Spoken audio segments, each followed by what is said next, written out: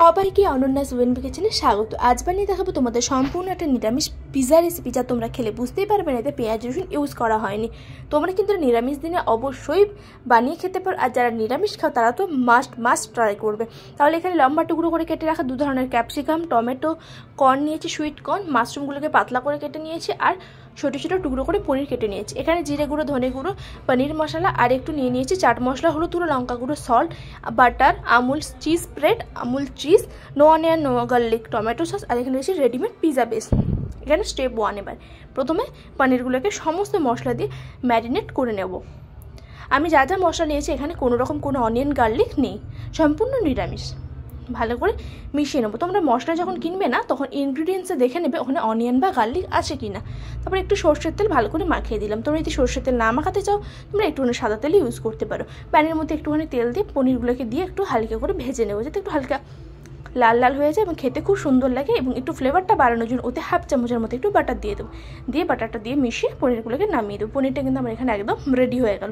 এবারে মাশরুমটা রেডি করে নেবো। হাফ চামচ বাটার, বেশি না, একদম হাফ চামচ করে সব কিছুরই ইউজ করতে হবে।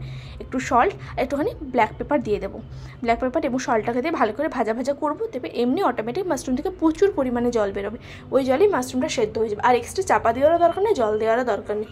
ওতে ধনেপাতা কুচি দিয়ে যখন নরম হয়ে যাবে মাশরুমগুলোকে একটু নাড়াচাড়া করে সমস্ত জলটাকে টানিয়ে এইভাবে মাশরুমটাকে রেডি করে নেব। এরপরে যে আমি ক্যাপসিকামের বেল পেপারটা নিয়েছিলাম একটু হালকা নুন দিয়ে সতে করে নিচ্ছি। তোমরা কাঁচা ইউজ করতে পারো, অনেকে কাঁচা গন্ধ লাগে, খেতে চায় না, তাই হালকা একটু শর্টে করে নিলে খেতেও ভালো লাগে। তোমরা কাঁচা বা শর্টে যে কোনো ইউজ করতে পারো। শর্টে ইউজ করলে টেস্ট একটু অন্যরকম হয়ে থাকে, অনেকে তো কাঁচা খেতে চায় না, আমরা কিন্তু শর্টে একদম রেডি। আর টমেটোটাকে হালকা একটু প্যানের মধ্যে শর্টে করে নেবো। এখানে কিন্তু আমি কোনোরকম তেল বা সল্ট ইউজ করছি না, হালকা একটু শর্টে করে নেবো।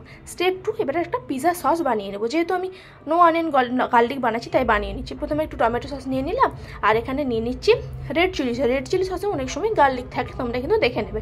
তারপরে একটুখানি অরিগানো, একটুখানি চিলি ফ্লেক্স, প্লেন অরিগানোটা ইউজ করছি আমি এখানে। ভালো করে মিশিয়ে নেবো আর একটুখানি সল্ট দিয়ে দেবো। দিয়ে আমার কিন্তু এখানে পিজা সসটা একদম রেডি হয়ে গেল।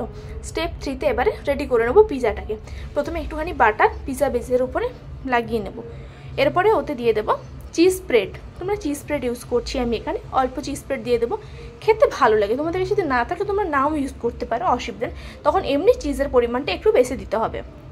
এবারে আমি 2 চামচের মতো এখানে দিয়ে দিচ্ছি টমেটো সস, মানে যেটা পিজা সস বানিয়েছি ওটা দিয়ে দিলাম।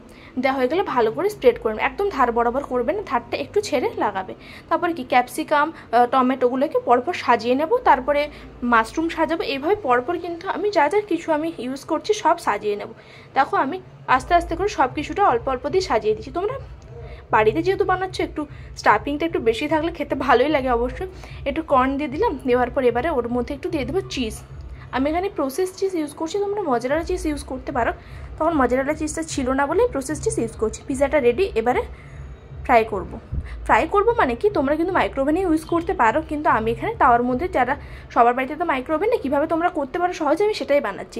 একটু প্যানের মধ্যে বাটার দিয়ে 5-7 মিনিটের জন্য দমে হালকা ঢাকা দিয়ে দিলে চিজটা গলে গেলেই নামিয়ে নেব।